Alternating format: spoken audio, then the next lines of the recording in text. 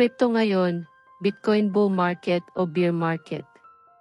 Crypto Abril 2023 Outlook. Para sa lahat ng mga mahilig sa crypto dyan, maaaring interesado kang marinig kung ano ang pananaw para sa Bitcoin ngayon Abril 13, 2023. Bagamat walang eksperto ang tunay na makapaghula ng mga presyo, maraming ebidensya na sumusuporta sa mabuti at masamang bagay na darating para sa crypto. Ang lahat ay nakasalalay lamang sa oras. Kung ikaw ay nagtatanong kung ano ang magiging mga presyo sa mga paparating na linggo o mga darating na taon, ang pananaw ay labis na mag-iiba. Iyon ay dahil ang mga presyo ay tumaas at bumababa para sa anumang merkado, natural. Ano ang Bitcoin? Sa pagbagsak ng ACB, parami ang nagtataka tungkol sa crypto at pamumuhunan sa Bitcoin. Ang Bitcoin ay isang digital na pera sa isang desentralisadong network na hindi kontrolado ng anumang sentralisadong otoridad o pamahalaan.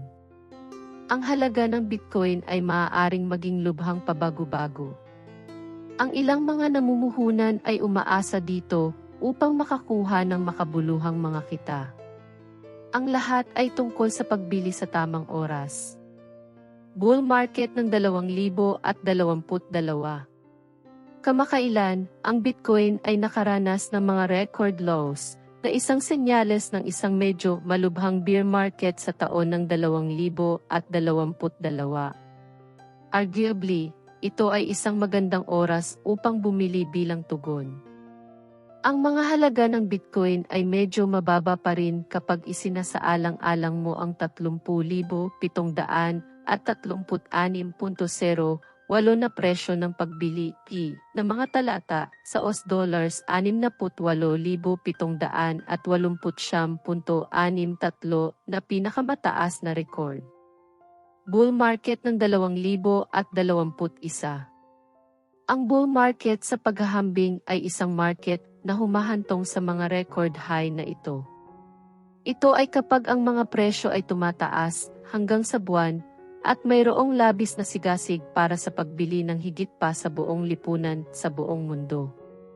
Anong meron tayo ngayon? Bagamat walang sinuman ang tunay na makapaghula kung ano ang gagawin ng Bitcoin, ligtas na sabihin na ang pagkabigo ng ilang mga bangko sa US ay humantong sa isang bull market sa ngayon sa taong ito. Sa pagkabangkarote ng mga bangko, inililipat ng mga tao ang kanilang mga pamumuhunan patungo sa mga digital na asset gaya ng Bitcoin at Ethereum. Sa malapit na hinaharap, tiyak na tumataas tayo. Ang mga mamumuhunan ay lubos na kumpiyansa tungkol sa Bitcoin at lubos na hindi nasisiyahan sa pagganap ng aming mga bangko. Ano ang Ethereum? Ang Ethereum ay isa pang nangungunang coin batay sa market cap nito at dami ng mga taong namuhunan. Ngayon ang bigi ng ETH ay $2,100 at 4.64 at tumataas na may mataas na record na $4,871.70. Ano ang ipinapakita ng datos? Batay sa data para sa parehong mga barya, medyo halata na ang mga presyo ay medyo mababa kumpara sa kanilang mga mataas. Ngunit ito ay nakakabaliw sa atin na hindi umasa na ang mga presyo ay maaaring bumaba sa ibaba $17,000 at $1,200 para sa Bitcoin at Ethereum. Alam naming mga crypto investor na posible ang anumang bagay at dapat lang na magplano para sa pinakamasama, ngunit pagaanin ang mga panganib upang payagan ang iyong sarili na mamuhunan at makatanggap ng mga pakinabang. Global buy-in.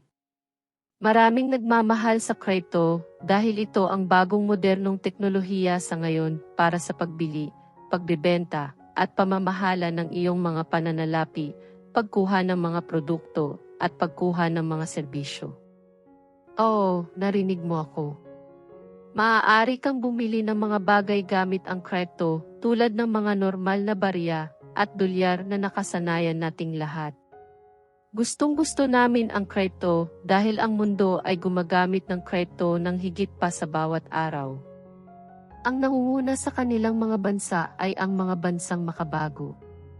Ang mga bansang nakikita kung paano mapapabuti ng teknolohiya at mga negosyo ang mga ekonomiya sa buong mundo. Napakaraming bansa ang nag-aalok ng mga kapaki-pakinabang na sitwasyon sa mga papasok na negosyo at crypto investor dahil ang mga bagay na ito ay nagpapabuti sa lokal at pambansang ekonomiya, pati na rin ang nagbibigay ng mga umuunlad na bansa ng mga pagkakataon na maaaring hindi kailanman matatanggap. Ang US ay huli sa panahon. Bilang isang bansa, pinapayagan namin ang aming mga negosyo at crypto gains na pumunta sa ibang lugar. Kasalukuyan kaming nagtataas ng mga buwis, nagpipiyansa sa mga bangko, pinipilit ang mga nagbabayad ng buwis na bayaran ang mga gastos, pinahihintulutan ang pangangalagang pangkalusugan na maging isang privatized na magastos na gulo, humahad lang sa mga negosyo dito sa bahay, at humahad lang sa lahat ng pamumuhunan sa crypto sa halip na mag-alok ng ilang partikular na naaprubahan para sa pamumuhunan tulad namin. Mamuhunan sa stock market.